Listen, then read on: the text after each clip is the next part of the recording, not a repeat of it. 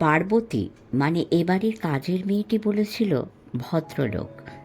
ফলে আমি ধরে নিয়েছিলুম যে দর্শন প্রার্থী ব্যক্তিটি নিশ্চয়ই একজন বয়স্ক মানুষ হবেন। কিন্তু অরুণ সান্যাল তাঁকে ভিতরে পাঠিয়ে দিতে বলার একটু বাদে ডান হাতে একটা বড় সাইজের মাটির হাঁড়ি ঝুলিয়ে যে ছেলেটি এসে ড্রয়িং রুমে ঢুকল, তার বয়স বোধহয় বছর 20 বেশি হবে না। পরনে চকোলেট রঙের ট্রাউজার্স আর সাদা হাফ হাতার শার্ট, পায়ে কাবলি চপ্পল, হাইট প্রায় 6 ফুট। চোখ দুটি ঝকঝকে, চাউনি দেখে বেশ বুদ্ধিমান বলে মনে হয়। হাতের হাঁড়িটি আলগোছে মেঝের উপরে নামিয়ে রেখে শার্টের বুক পকেট থেকে একটা খাম বার করে আমাদের উপরে একবার চোখ বুলিয়ে নিয়ে ছেলেটি জিজ্ঞেস করল, আপনাদের মধ্যে মিস্টার ভাদুড়ি কার নাম? কোনো ব্যাপারে সন্দেহ বা ভয়ের কারণ ঘটলে সদানন্দবাবু সাধারণত যা করে থাকেন, এক্ষেত্রেও একটু আগে ঠিক তাই করেছিলেন। সম্ভবত তাঁর ধারণা হয়েছিল যে হাঁড়ির মধ্যে সাপ কিংবা কাঁকড়া বিছে থাকা কিছু বিচিত্র নয়। ফলে মেঝের উপরে ছেলেটি হাঁড়ি নামিয়ে রাখার সঙ্গে সঙ্গেই সদানন্দবাবু মেঝে থেকে সরাক করে তার পা দুটি সোফার উপরে টেনে নিয়ে একেবারে জোড়াসন হয়ে বসে পড়েছিলেন। সেই অবস্থায় আঙুল তুলে ভাদুড়ি মশাইকে দেখিয়ে দিয়ে বললেন, আয় যেমনই। হাতের খামখানা ভাদুড়ি মশাইয়ের দিকে এগিয়ে দিয়ে ছেলেটি বলল, আমার নাম ভূতনাথ দত্ত। শক্তিগড়ের ডাক্তার কৃপানাথ দত্ত আমার জ্যাঠামশাই। তিনি এই চিঠিখানা আপনাকে পাঠিয়েছেন। ভাদুড়ি মশাই বললেন, বসো। তারপর খাম থেকে চিঠি বার করে চটপট তার উপরে চোখ বুলিয়ে নিয়ে চিঠিখানা সেন্টার টেবিলের উপরে রেখে তার উপর একটা পেপার ওয়েট চাপা দিয়ে মৃদু হেসে বললেন, কৃপানাথ কেমন আছে? এখন ভালোই আছেন। মাঝখানে জন্ডিস হয়ে মাস 2 খুব ভুগলেন, ভীষণ দুর্বল হয়ে গেছিলেন। বললুম বটে এখন ভালো আছেন, তবে দুর্বলতা এখনো পুরোপুরি কাটেনি, নয়তো তিনিই নিজে আসতেন। আপনি যাবেন তো? আমরা কিন্তু খুবই আশা করে আছি। যাবার প্রসঙ্গটা এড়িয়ে গিয়ে ভাদুড়ি মশাই বললেন, কৃপানাথ তো তোমার জ্যাঠামশাই, তা তুমি ওর কোন ভাইয়ের ছেলে? আগে ছোট ভাইয়ের। তার মানে বিশ্বনাথের? বিশ্বনাথ যে ফুটবলটা দারুণ খেলতো তা নিশ্চয়ই জানো। হ্যাঁ, জ্যাঠামশাইদের কাছে শুনেছি। বড় জ্যাঠামশাই আর মেজো জ্যাঠামশাই দুজনেই বলেন যে বাবার মতো স্ট্রাইকার নাকি ও তল্লাটে খুব বেশি ছিল না। শুধু ও তল্লাটে কেন, কোনো তল্লাটেই খুব বেশি ছিল না। তোমার ঠাকুরদা তো বিশ্বনাথকে কলকাতায় আসতে দিলেন না। তা যদি দিতেন তো এখানকার বড় বড় ক্লাবগুলোতে ওকে নিয়ে কাড়াকাড়ি পড়ে যেত। ভূতনাথ বলল, তার খেলা আপনি দেখেছেন? দেখেছি বই কি। একটু যেন আনমনা হয়ে গেলেন ভাদুড়ি মশাই। তারপর একটা নিঃশ্বাস ফেলে মৃদু হেসে বললেন, তোমার এখন কত বয়স ভূতনাথ বাবু? লজ্জিত গলায় ভূতনাথ বলল, আমাকে বাবু বলবেন না, বাড়িতে সবাই আমাকে ভূত বলে, আপনারাও তাই বলবেন। ঠিক আছে, তাই বলবো, তবে বাবুটাও ছাড়বো না। ধরে নাও যে বাবুটা আমি আদর করে বলছি। তা ভূতবাবু, তোমার বয়স কত তা তো বললে না। আগে 19 চলছে, বর্ধমানে রাজ কলেজে পড়ি, এবারে বিএ ফার্স্ট পার্টের পরীক্ষা দেব। বাহ বাহ, তা এখন তোমার যা বয়স, তোমার বাবাকেও ঠিক সেই বয়সেই আমি প্রথম দেখেছিলাম। সেও তখন ওই রাজ কলেজেই পড়তো। যেমন ছিল লেখাপড়ায় ভালো, তেমন খেলাধুলোয়।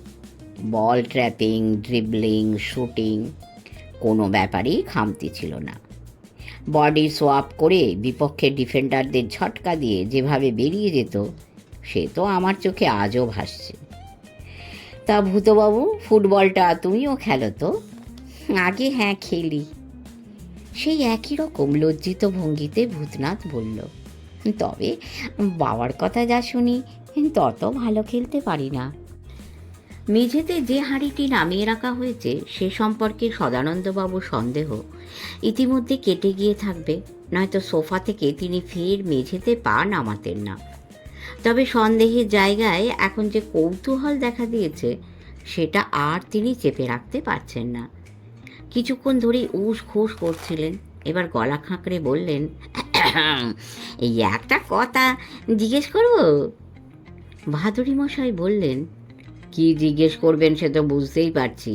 হাঁড়ির খবর জানতে চান, এই তো? তার শক্তিগড় থেকে যে হাঁড়ি এসেছে তার মধ্যে কি থাকতে পারে বলে আপনার ধারণা? ভূতনাথের মুখ থেকে লজ্জার ভাবটা কেটে গিয়েছিল। হেসে বলল, শক্তিগড়ের হেম ঘোষের দোকানের ল্যাংচা বড় জ্যাঠামশাই আপনাদের জন্য পাঠিয়েছেন।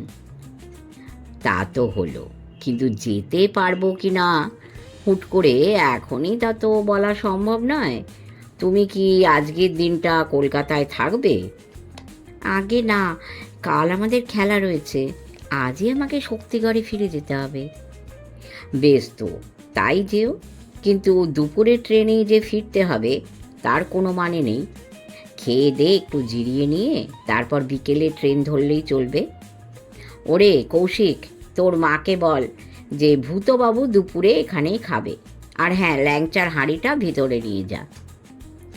কিন্তু কৌশিককে আর উঠতে হলো না। একটা ট্রের উপরে মিষ্টি আর চায়ের কাপ নিয়ে পার্বতী ইতিমধ্যে ড্রয়িং রুমে এসে ঢুকেছিল। ট্রেটা সেন্টার টেবিলে নামিয়ে রেখে মেঝে থেকে মিষ্টির হাঁড়ি তুলে নিয়ে সে জানালো যে একটু বাদেই আমাদের খেতে বসার ডাক পড়বে। ভাদুরী মশাই বললেন, মাকে বলে দে এই দাদাবাবুটিও দুপুরে আমাদের সঙ্গে খাবেন। ঘর থেকে বেরিয়ে যেতে যেতে পার্বতী বলল, আগে মাকে কিছু বলতে হয়নি মামাবাবু, সব দিকে তেনার নজর থাকে। ভূতনাথ অবশ্য দুপুরের খাওয়াটা এখান থেকে খেয়ে যেতে রাজি হলো না। চা জল খাবার খেয়েই সে উঠে পড়ল। বলল, মানিকতলায় তার এক মাসির বাড়ি, তাকে বলা আছে যে দুপুরে সে ওখানেই খাবে। ভাদুরী মশাই বললেন, ঠিক আছে, কিন্তু আমার পক্ষে তোমাদের টুর্নামেন্টের খেলা দেখতে যাওয়া সম্ভব হবে কি না সেটা তাহলে কি করে জানাবো? এদিকে যে সব কাজ জমে রয়েছে তার একটা বিলি বন্দোবস্ত না করে তো যেতে পারছি না। তোমাদের সঙ্গে যোগাযোগ করব কি করে? আপনি কেন যোগাযোগ করবেন? আপনাকে কিচ্ছু করতে হবে না।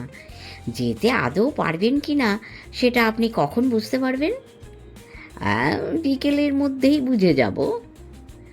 ঠিক আছে বড় জ্যাঠামশাই, তাহলে আজ রাত্রিরে এই ধরুন 9টা কি 10টা নাগাদ আপনাকে ফোন করে সব জেনে নেবেন। কৃপানাথ কোত্থেকে ফোন করবে? কেন, আমাদের বাড়ি থেকে? গত বছরই আমাদের বাড়িতে ফোন এসে গেছে। কথা শেষ করে ভূতনাথ আর দাঁড়ালো না, ভাদুরী মশাইকে প্রণাম করে ঘর থেকে বেরিয়ে গেল। এতক্ষণ আমরা সবাই চুপ করেছিলুম। কথাবার্তা যা হবার তা ভাদুরী মশাই আর ভূতনাথের মধ্যেই হচ্ছিল। সদানন্দবাবুর কৌতূহলই সবচেয়ে বেশি, তাই তিনিই প্রথম মুখ খুললেন। এই কৃপানাথবাবু কে মশাই? বর্ধমানের বিখ্যাত ডাক্তার, লোকে বলে বর্ধমানের বিধান রায়। কৃপানাথের পৈতৃক বাড়ি অবশ্য বর্ধমান শহরে নয়, শক্তিগড়ে। সেখান থেকে রোজ দুবেলা বর্ধমানের খোস বাগানে ওর চেম্বারে গিয়ে বসে। দুর্দান্ত প্র্যাকটিস, দম ফেলার ফুরসত নেই। এদিকে আবার তারই মধ্যে এই ফুটবল টুর্নামেন্টের ঝক্কি সামলাতে হয়েছে, অথচ বয়স তো নেহাত কম হলো না। আমি বললুম, আপনার বন্ধু? ছেলেবেলার, মানে সেই যখন কলেজে পড়তুম তখনকার বন্ধু। আইএসসির 2 বছর একসঙ্গে পড়েছি। আইএসসি পাশ করে ও গিয়ে মেডিকেল কলেজে ভর্তি হয়, কিন্তু কলেজ আলাদা হলে কি হবে? কলেজ স্ট্রিটের বসন্ত কেবিন আর মির্জাপুর স্ট্রিটের ফেভারিট কেবিনে তখনও রোজ আড্ডা দিয়েছি। ময়দানে গিয়ে ফুটবল খেলাও দেখেছি একসঙ্গে। তারপরে যা হয় আর কি।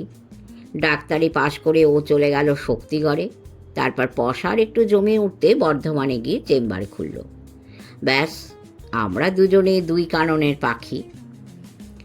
সদানন্দবাবু বললেন, এই দেখা সাক্ষাৎ হয়? কালে ভদ্রে। শেষ দেখা হয়েছিল 1967 অক্টোবরে। ওদের শক্তিগড়ের বাড়িতে সেবারে একটা উইকেন্ড কাটিয়ে আসি।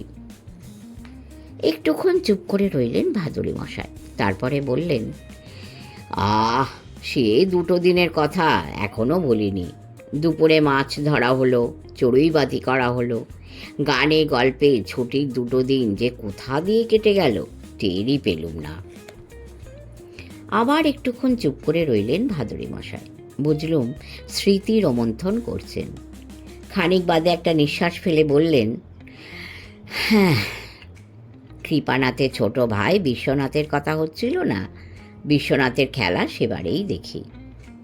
অরুণ সান্যাল বললেন, একটু আগে আপনি যা বলছিলেন তাতে তো মনে হয় দুর্ধর্ষ স্ট্রাইকার ছিলেন। সত্যি? 16 আনার উপরে 18 আনা সত্যি। আমি একটুও বাড়িয়ে বলিনি অরুণ। 19 বছরের ছেলেটা দেখলুম চুনির মতো ঝটকা দিয়ে বেরিয়ে যাচ্ছে, আবার শুটিং পাওয়ারও প্রদীপের মতো।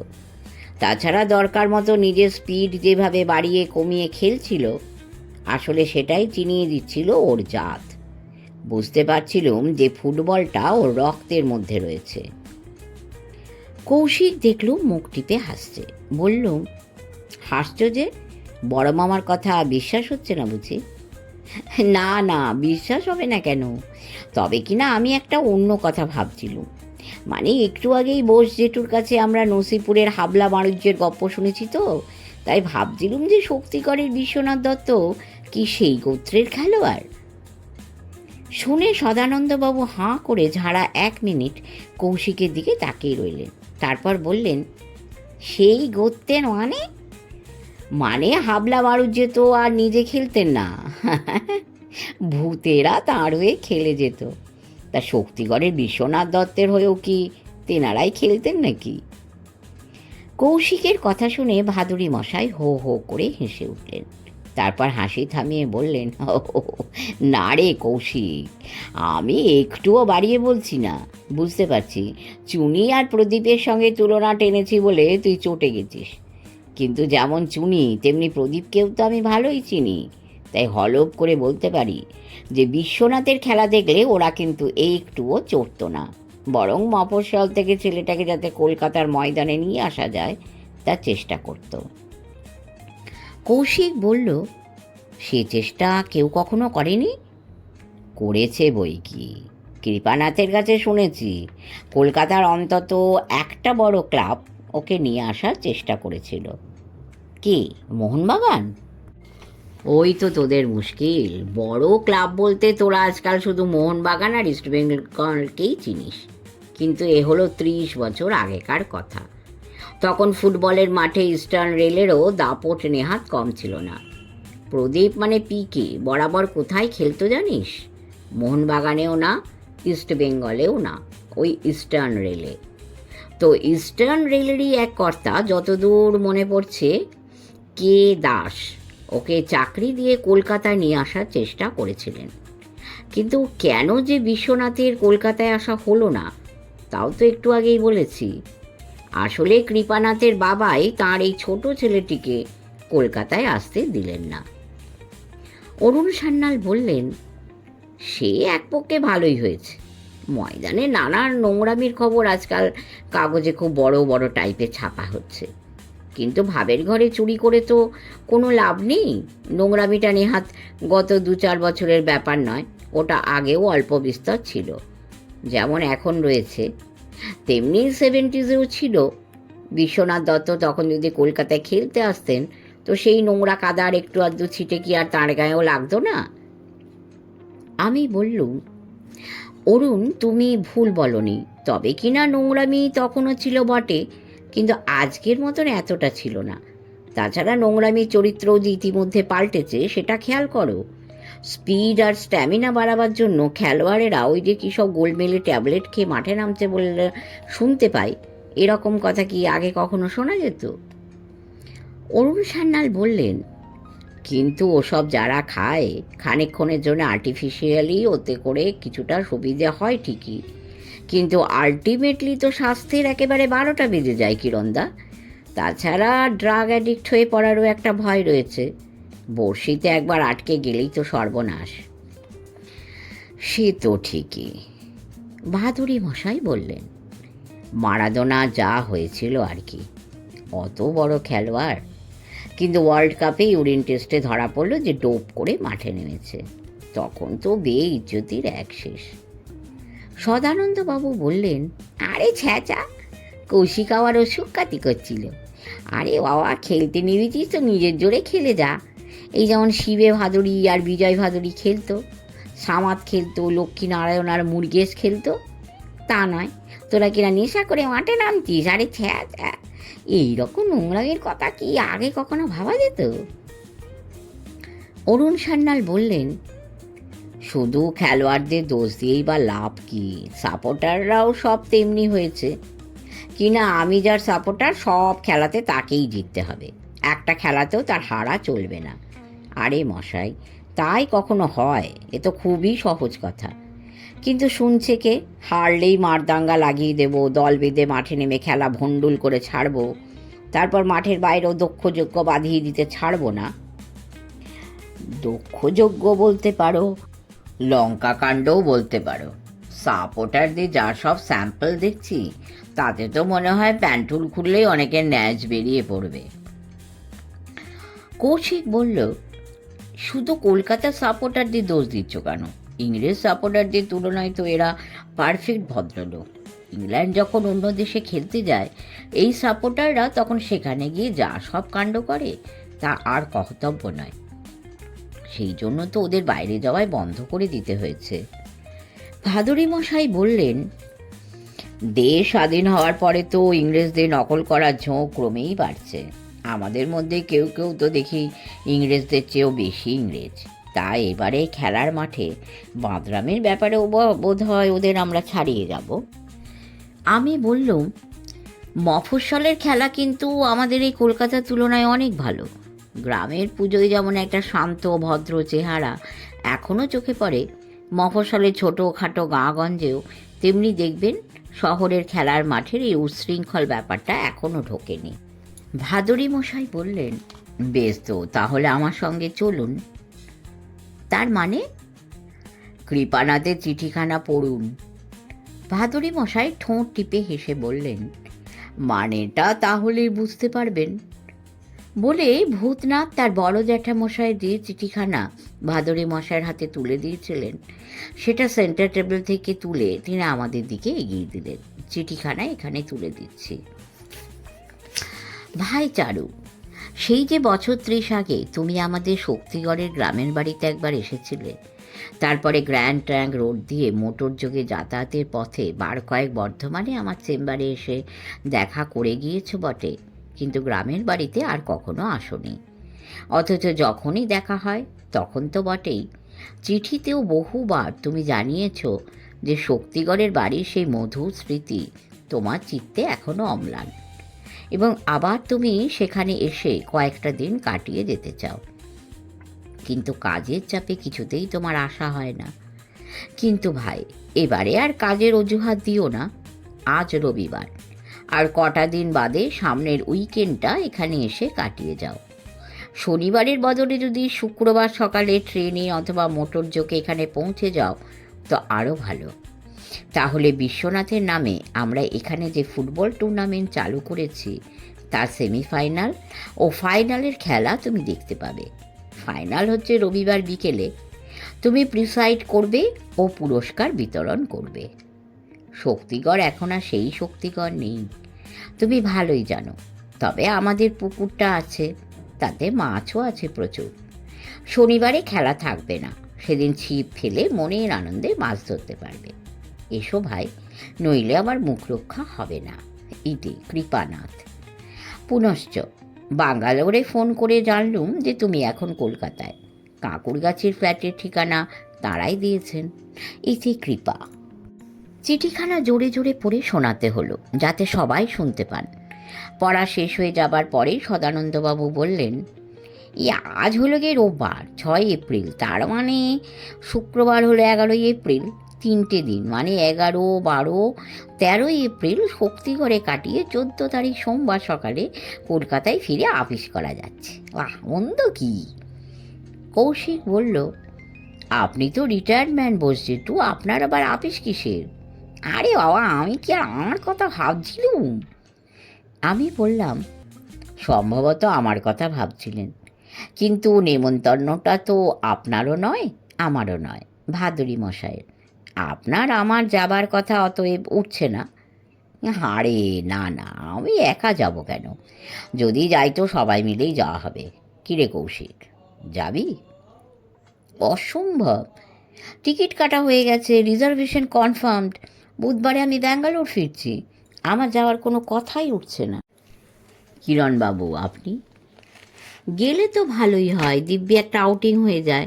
5 ডে উইকের শনি আর রবি তো ছুটি, বাকি রইল শুক্রবার। ও একটা দিন ক্যাজুয়াল নিয়ে নেব। সদানন্দবাবু, আমি তো যাওয়ার জন্য এক পা তুলে রেডি হয়ে আছি। তা যাবো কিসে? হাওড়া থেকে লোকাল ট্রেনে, না বাড়ি থেকে টানা মোটর গাড়িতে? গাড়িতেই যাব। সকাল 6টা নাগাদ বেরিয়ে পড়ব। লেভেল ক্রসিংয়ে যদি আটকে না যায় তো শক্তিগড়ে পৌঁছতে 2 ঘন্টার বেশি লাগবে না। পার্বতী এসে বলল, এই মা বললেন টেবিলে খাবার দেওয়া হয়ে গেছে, আপনারা গিয়ে বসে পড়ুন। ভাদুরী মশাই বললেন, হ্যাঁ রে পার্বতী, যে ছেলেটা দেখা করতে এসেছিল, তোকে যখন তার নাম বলতে বললুম তখন তুই বললি সে আমি বলতে পারবো নি। তার মানে তোর স্বামীরও নাম নিশ্চয়ই ভূতনাথ, তাই না? শুনে মুখ নিচু করে পার্বতী যেভাবে ঘর থেকে ছুটে বেরিয়ে গেল, তাতে বুঝলুম ভাদুরী মশাই ব্যাপারটা ঠিকই আঁচ করেছেন। টেবিলে খেতে বসে শক্তিগড় যাওয়ার ব্যাপারে আর কোনো কথা হলো না। খাওয়া শেষ হবার পরে ড্রয়িং রুমে ফিরে এসে বললুম, আচ্ছা, ফুটবল টুর্নামেন্টটা বিশ্বনাথ দত্তের নামে হচ্ছে কেন? উনি কি? ভাদুরী মশাই বললেন, হ্যাঁ, বেঁচে নেই। 15 বছর আগে মারা গেছে। ভূতনাথ তখন নেহাতি বাচ্চা, বাবার কথা ওর কিছু মনে নেই।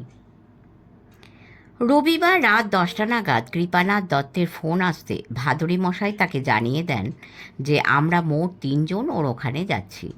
শুক্রবার সকাল 8টা নাগাদ যে আমরা গাড়িতে করে শক্তিগড়ে পৌঁছচ্ছি তাও তাকে জানিয়ে দেওয়া হয়। তাতে তিনি বলেন যে শক্তিগড়ে ঢুকে খানিকটা এগোলে গ্র্যান্ড ট্রাঙ্ক রোডের বাঁ দিকে হেম ঘোষের মিষ্টির দোকানে ভূতনাথ আমাদের জন্য অপেক্ষা করবে। তা আজ 11ই এপ্রিল, শুক্রবার সকালে শক্তিগড়ে ঢুকে দেখলুম যে ভূতনাথ সত্যিই আমাদের অপেক্ষায় রয়েছে। তবে 8টায় নয়, পৌঁছতে পৌঁছতে 8:45 বেজে যায়। কৃপানাথ দত্তদের বাড়ি অবশ্য ঠিক শক্তিগড়ে নয়। মুখে তাঁরা শক্তিগড়ের কথাই বলেন বটে, কিন্তু বাড়িটা আসলে গ্র্যান্ড ট্রাঙ্ক রোড ছেড়ে খানিকটা ভিতরে ঢুকে এমন একটা এলাকায় যেখানে পাকা বাড়ি গোটা কয় আছে ঠিকই, কিন্তু কাঁচা বাড়ির সংখ্যা সেই তুলনায় অনেক বেশি। রাস্তাটা অবশ্য কাঁচা নয়, পিচের না হলেও খোয়া পেটানো। দত্তদের বাড়িটা যে অনেক কালের, চেহারা দেখলেই সেটা বোঝা যায়। দোতলা বাড়ি, সদর আর অন্দর দুটো মহলই মস্ত মাপের। প্রচুর ঘর, দৈর্ঘ্যে পোস্তে তার কোনোটাই নেহাত ছোট নয়। সেকালের বাড়ি বলে সিলিং রীতিমতো উঁচু, জানলা দরজাও বড় বড়, ফলে ঘরগুলিতে গুমোট কিংবা দম আটকা ভাবের সৃষ্টি হয়নি। চুন সুরকির গাঁথনির মোটা দেওয়াল বলে ঘরগুলো বেশ ঠান্ডাও বটে। এখানে এসে পৌঁছবার সঙ্গে সঙ্গেই যে এত সব ব্যাপার খেয়াল করেছিলুম তা নয়, সবই আস্তে আস্তে দেখি। আর যতই দেখি ততই বুঝতে পারি যে কৃপানাথ দত্ত কেন কষ্ট করে এখান থেকে রোজ বর্ধমানে যান, কেন বর্ধমান শহরে স্থায়ীভাবে তিনি থেকে যান না। আসলে এই ধরনের বাড়ির মধ্যে এমন একটা মায়ার ভাব থাকে, মানুষ যাতে আষ্ঠে পৃষ্ঠে বাঁধা পড়ে যায়। আসার পথে মগরায় খানিকক্ষণের জন্য দাঁড়াতে হয়েছিল। রাস্তার ধারের একটা দোকানে তখন চা বিস্কুট খেয়ে নিয়েছি। এখানে এসে হাত মুখ ধুয়ে ফের জলখাবার খেতে হলো। বাড়ির পাশে মস্ত দিঘি, অনেক কাল বাদে সাঁতরে চান করা হলো সবাই মিলে। তারপর মধ্যাহ্নভোজ সেরে ঘণ্টাখানেক ঘুমিয়েও নিয়েছি। ঘুম থেকে উঠেছি 3টে নাগাদ। তারপর খেলা দেখতে গিয়েছিলুম। সুলতানপুর স্পোর্টিং আর পোড়াবাজার 11-এর সেমিফাইনাল খেলা। তাতে সুলতানপুরকে 5 গোলে হারিয়ে পোড়াবাজার একেবারে ড্যাং ড্যাং করে ফাইনালে উঠে গেল। অন্যদিকে সেমিফাইনালে পলাশডাঙ্গা ফুটবল ক্লাবকে একেবারে শেষ মিনিটে একটা গোল দিয়ে শক্তিগড় ব্রাদার্স ফাইনালে উঠেছে। কাল শনিবার খেলা নেই, পরশু রবিবার ফাইনাল। মফস্বলের গ্রামেগঞ্জে এইসব টুর্নামেন্ট নেহাত কম উন্মাদনা যোগায় না। যেখানে খেলা সেখানকার স্থানীয় লোক তো বটেই, তার আশেপাশে সব এলাকা থেকেও প্রচুর লোক খেলা দেখতে আসে। শুনলুম খেলার মাঠে রোজই বেশ ভিড় হয়। আজও যে হয়েছিল সে তো স্বচক্ষেই দেখলুম। সুলতানপুর স্পোর্টিং যে খুব দুর্বল দল তা নয়। এই নকআউট টুর্নামেন্টের ট্রফি গত বছর তারাই পেয়েছিল, কিন্তু এবারে যে সেমিফাইনালে তাদের হারতে হলো, তার একটা কারণ যদি হয় রেফারির দুটো ভুল সিদ্ধান্ত, তো অন্য কারণ পোড়াবাজার টিমের ফরওয়ার্ড লাইনের দুর্ধর্ষ দুই খেলোয়াড়। বিপক্ষের ডিফেন্সকে যারা ভেঙে চুরে একেবারে তছনছ করে দিচ্ছিল। নিয়ে কথা হচ্ছিল। খাওয়ার পাট একটু আগে মিটেছে। সদর বাড়ি দোতলায় পাশাপাশি দুটো ঘরে আমাদের রাত্রিবাসের ব্যবস্থা হয়েছে। বিছানা পাতা, মশারি টাঙানো, ভূতনাথের তদারকিতে সমস্ত কাজ সমাধা হয়েছে। এখন গিয়ে শুয়ে পড়লেই হয়। কিন্তু শুয়ে পড়ার ইচ্ছে কারোর আছে বলে মনে হলো না।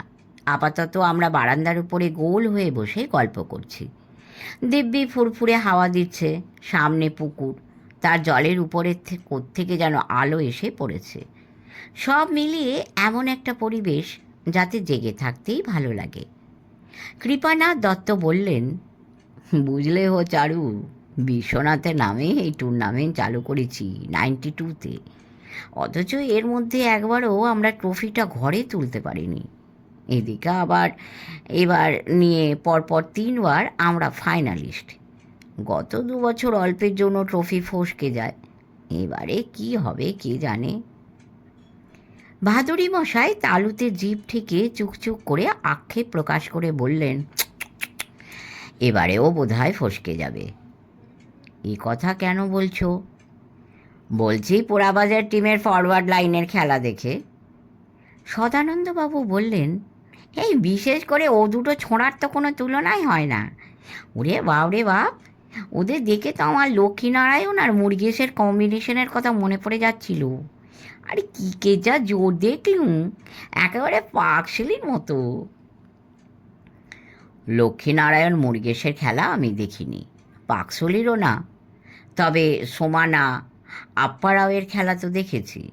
না হে কৃপানাথ, আজ ওরা যা খেললো, পরশু যদি তার অর্ধেকও খেলে তো তোমার মানে শক্তিগড়ের নো চান্স। কৃপানাথ দত্ত একেই মুচড়ে ছিলেন। ভাদুরী মশাইয়ের কথা শুনে আরও নেতিয়ে পড়লেন। সেই অবস্থাতেও সম্ভবত নিজেই নিজেকে একটু সাহস জোগাবার জন্য মজ্জমান ব্যক্তি যেভাবে হাতের সামনে যা কিছু পায় তাই আঁকড়ে ধরে, সেইভাবে বললেন, ওবিসি আমাদের টিমও মোটেই ফেলনা নয়। ভূতোর মানে বিশ্বনাথের ছেলের খেলা তো তুমি দেখোনি, দেখলে বুঝতে পারতে যে ওই রকম বডি ফিটনেস আর স্ট্যামিনা নাই থাক, স্রেফ ট্যালেন্ট আর ফুটবল সেন্সের কথা যদি ওঠে, তো ভূতও ওদের চেয়ে একটুও পিছিয়ে নেই, বরং 2 কদম এগিয়ে আছে। কিন্তু মুশকিল কি জানো, পাওয়ার টেনিসের মতো এ হলো পাওয়ার ফুটবলের যুগ। যার যত মাসেল পাওয়ার খেলার মাঠে তার তত দাপট। না, ওই মাসেলম্যান দুটোই পোড়াবাজারকে জিতিয়ে দেবে। এবারেও আমরা পারলুম না। বললুম, এত হতাশ হচ্ছেন কেন? আজ ভালো খেলেছে বলেই যে পরশু ওরা ভালো খেলবে তার তো কোনো মানে নেই। আমাদের কলকাতা ময়দানে নামজাদা সব ফুটবলারদের দেখেছেন তো, পরপর 2 দিন ওরা কেউ ভালো খেলতে পারে না। আজ যদি বাঘের মতো খেললো, তো কাল হয়তো খেলবে শিয়ালের মতো। না না, আপনি এত দমে যাবেন না তো। ভাদুরী মশাই বললেন, ভূতবাবুর কথা বলছিলে? ওর খেলা তো দেখিনি। ওদের সেমিফাইনালের খেলা কবে ছিল? গত সোমবার। সেদিন এক্সট্রা টাইম খেলানো হয়েছিল, তাও খেলাটা ড্র থেকে যায়। ফলে পরশু মানে বুধবার আবার খেলতে হয়। সেদিনও ড্র হতে যাচ্ছিল, কিন্তু এক্সট্রা টাইমে 3 মিনিটের মাথায় ভূত কি বলবো, অলমোস্ট আনবিলিভেবলি একটা গোল করে বসে। সেই গোল্ডেন গোলেই আমরা জিতে যাই। গোলটাকে অবিশ্বাস্য বলছো কেন? এই জন্য বলছি যে মাঠের যে হাফে আমরা খেলছিলুম সেখান থেকেই একটা থ্রু পাস ধরে নিয়ে বিপক্ষের পরপর 5 জনকে কাটিয়ে বল নিয়ে ভূত ওদের বক্সের মধ্যে ঢুকে পড়ে। তারপর যেন ডান পায়ে শট নিতে যাচ্ছে, এইভাবে বাঁ দিকে ঝুঁকে পড়ে সেই অবস্থাতেই বাঁ পায়ে শট নেয়। গোলকিপারের কিছু করার ছিল না, কেননা ভূতোর ওই বাঁ দিকে ঝোঁকা দিকেই সে কমিটেড হয়ে গিয়েছিল। বললুম, গত ওয়ার্ল্ড কাপে আফ্রিকার একজন ফুটবলারকে against the run of the play এইভাবে একটা গোল করতে দেখেছি। সেও একেবারে একার চেষ্টায় গোল করা। ভাদুড়ি মশাই বললেন, রাইট, গোলটা টিভিতে আমিও দেখেছিলাম। In fact that was adjudged to be the best goal of the tournament. কিন্তু সে কথা থাক, ভূতবাবুর কথা হচ্ছিল। ওর খেলা তো আমি দেখিনি, তবে ওর মতো বয়সে ওর বাপ কেমন খেলতো তা তো জানি। বিশ্বনাথের ফুটবল ট্যালেন্টের অর্ধেকও যদি ভূতবাবু পেয়ে থাকে তো বলবো দাঁড়িয়ে দাঁড়িয়ে তোমাদের হারতে হবে না। It won't be a one sided affair. Kripanath বললেন, আমি তো সেই ভরসাতেই রয়েছি, তবে বাইরে যে সেটা প্রকাশ করব এমন সাহস পাচ্ছি না। তাছাড়া এদিকে আবার আরেকটা ঝঞ্ঝাট বেঁধেছে। কিসের ঝঞ্ঝাট? ঝঞ্ঝাট মানে আমাদের ভূতোর মা, অর্থাৎ ছোট বৌমাকে নিয়ে। এর মধ্যে আবার তিনি কি করে আসছেন ভূতোর জন্য। কৃপানাথ একটা নিঃশ্বাস ফেলে বললেন, কে যেন তার কানে তুলে দিয়েছে যে পোড়াবাজার টিমে 2টো জল্লাদ মার্কা ছেলে আছে। ভূত যদি খেলতে নামে তো তার ঠ্যাং না ভেঙে তারা ছাড়বে না। তাই কি হয়েছে? এই হয়েছে যে বৌমা কান্নাকাটি জুড়ে দিয়েছেন। তার ইচ্ছে নয় যে ফাইনাল খেলায় ভূতকে আমরা মাঠে নামাই। একটুক্ষণ থেমে রইলেন কৃপানাথ, তারপর বললেন, আসলে ব্যাপারটা কি হয়েছে জানো? খেলার মাঠে বিশ্বনাথ একবার মাথায় খুব চোট পেয়েছিল। মাঠ থেকে সরাসরি ওকে হাসপাতালে নিয়ে যেতে হয়। মারাত্মক ইনজুরি, কনকাশন হয়েছিল, বাঁচবার আশা ছিল না। এটা কবেকার ব্যাপার? বিশ্বনাথের বিয়ের পরের বছরের। তারপরে আর বিশ্বনাথ মাঠে নামেনি। বৌমারও সেই থেকে ফুটবলের ব্যাপারে একটা আতঙ্ক জন্মে গেছে। ছেলে ফুটবল খেলছে, এমনিতেই এটা তার পছন্দ নয়। তার উপরে যেই শুনেছেন যে ভূতোর ঠ্যাং ভাঙার জন্যে পোড়াবাজার টিম একেবারে তৈরি হয়ে রয়েছে, ব্যাস আর কথা নেই। সঙ্গে সঙ্গে কান্না জুড়ে দিয়েছেন তিনি। সদানন্দবাবু অনেকক্ষণ কোনো কথা বলেননি, কিন্তু এবারে আর মুখ না খুলে পারলেন না। বললেন, এই বাঙালির যে কিছু হয় না সে এই জন্যই। আরে বাবা, কেল্লার গোড়ার বুট জুতো লাথি খেয়ে ছেলের পা ভাঙতে পারে। অবিলাস ঘোষের মা কি তা জানতেন না? নাকি দুকিরামবাবু জানতেন না যে কিংকং মার্কা সাহেবের কাছ থেকে বল কাটতে গিয়ে তার ভাইপো ছোনে মজুমদারের মাথা ফাটতে পারে? কিন্তু অবিলাস ঘোষের মা কি তার জন্যে কখনো কান্নাকাটি করেছেন? নাকি দুকিরামবাবু তার আদরের ভাইপোকে ঘরের মধ্যে আটকে রেখেছেন? না না, ভূতনাথের মাকে সবাই গিয়ে বলতে হবে এটা কোনো কাজের কথা নয়। ভূতনাথকে খেলতে দিতে হবে, প্রমাণ করতে হবে যে বাঙালি লড়তে ভয় পায় না, মরতেও ভয় পায় না। বাঙালি যদি আজ মরার ভয়ে লড়তে না চায়, বাঙালি যদি আজ লড়ার ভয়ে... আরে দূর মশাই। সদানন্দবাবুকে বাধা দিয়ে আমি বললুম, অত বাঙালি বাঙালি করছেন কেন? পোড়াবাজার টিমের ছেলেগুলো কি বাঙালি নয়? তবে হ্যাঁ, ওদের বডি ফিটনেস যে তারিফ করার মতো সেটা বলতেই হবে। ইনফ্যাক্ট আজকের খেলায় সুলতানপুরের টিমের সঙ্গে ওটাই ওদের একটা মস্ত তফাৎ করে দিয়েছিল। পরশুও দেবে, কৃপানাথ বললেন। তবে সুলতানপুরের মতো 5 গোলে না হেরে যায়, ওই রকম হারলে আর মুখ দেখানো যাবে না। ভাদুড়ি মশাই বললেন, এখুনি হারের কথা উঠছে কেন? ভূতবাবু খেলবে তো। তা খেলবে, ছোট বৌমাকে বুঝিয়ে সুঝিয়ে রাজি আমি করাতে পারবো, কিন্তু একা ভূতই বা কী করবে? ও দুটো ষণ্ডাকে একা সামলানো ওর কম্য নয়। ও কেন সামলাবে? ওদের পিছনে আর 2জনকে লাগিয়ে রাখো, ভূতবাবু যাতে নিজের খেলাটা খেলতে পারে। সদানন্দবাবু বললেন, এই সেই সঙ্গে রেফারিকেও একটু টিপে দিন না। কৃপানাথ বললেন, তার মানে? মানে আর কি, সবই তো বোঝেন, এই বাজারে সব জায়গাতেই যা হচ্ছে আর কি। আরে মশাই, খেলা শুরু হবার আগে রেফারিকে একটু আড়ালে ডেকে নিয়ে। আরে ছি। কৃপানাথ দাঁতে জিভ কেটে দু হাতের বুড়ো আঙুল দুই কানের লতিতে ছুঁয়ে বললেন, ঘুষ দেবার কথা বলছেন তো? আরে রাম রাম, ওসব চিন্তাকে মাথায় ঠাঁই দেবেন না মশাই। কেন? পরশুর খেলায় কি ধর্মপুত্র যুধিষ্ঠির এসে রেফারি হচ্ছেন নাকি? শুনে আমরা হাসলুম বটে, কিন্তু কৃপানাথ হাসলেন না। বললেন, সরকারি ইঞ্জিনিয়ার মাখন শিকদারকে যদি চিনতেন তো এমন কথা আপনি বলতেন না বোসমশাই। তার মানে? মানে আর কিছুই নয়, পরশুর খেলা কন্ডাক্ট করছে মাখন শিকদার, আর অনেস্টি একেবারে আনকোয়েশ্চেনেবল। যুধিষ্ঠির তো তাও একবার কায়দা করে একটা ডিসঅনেস্ট কাজ করেছিলেন, ওই হত ইতিগজর কথাটা বলছে আর কি। কিন্তু মাখন শিকদার বোধহয় তাও কখনো করেননি। বটে? আগে হ্যাঁ, বিশেষ না হয় তো যতীন ঘোষকে জিজ্ঞেস করে দেখুন। যতীন ঘোষ আবার কে? একজন ঠিকাদার, ঘুষ দিয়ে একটা ব্রিজ মেরামতির টেন্ডার বাগাবার তালে ছিল।